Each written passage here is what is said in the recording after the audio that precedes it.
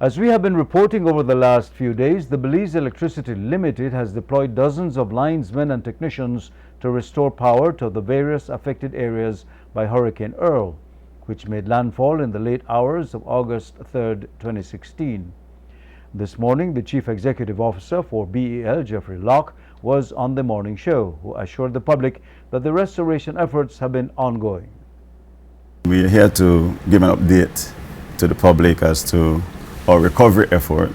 We recognize that the customers, our public, has taken a beating over the last week or so, and we are here to assure them that we are doing the most we can to make sure they get light as quick as possible. And Mr. Moreno in particular will give you a background as to how things are going. The good news is that we are 99%. 99% of our customers are now connected. The bad news to that still means like about 700 or so customers that we need to attend to. And we want them to know that we are very mindful of that, and we'll get to them in quick time. Also on the show was Senior Manager Moreno, who spoke of the 1% of the country that remains without electricity. He also spoke of challenges encountered during the restoration process. Connect the Belize River Valley. We also connected all the way to Masca and also Cuckoo. So those were the last most remote areas that were not connected earlier. We still do have little veins, little spores here and there with a few transformers that feed a few customers. That we will be addressing today, right? So if everything would... Also on the Western Highway we have some areas that are still out, but we should be addressing those today. One of the challenges that we have experienced this time is that unlike previous times where the problems were the effects of hurricane were localized to specific areas, this system that affected those was pretty wide, and it affected the entire country with the exception of Punta Gorda.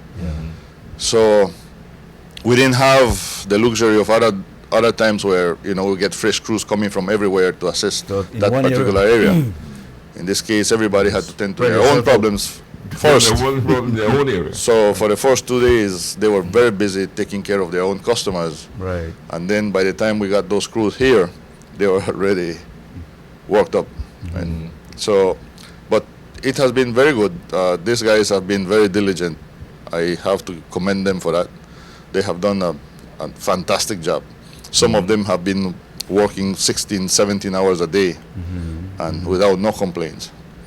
I guess the biggest reward that they get is the appreciation from the customers, right? Ashton Richards is one of the linesmen who is working those long hours every day to get the houses around the country powered up.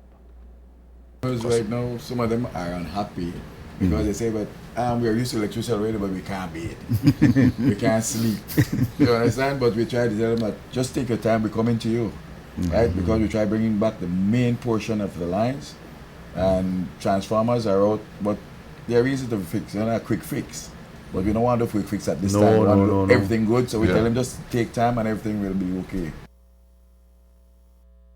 CEO Locke says there were about 40 linesmen, along with several contractors, including some from Guatemala, who were deployed to have electricity restored.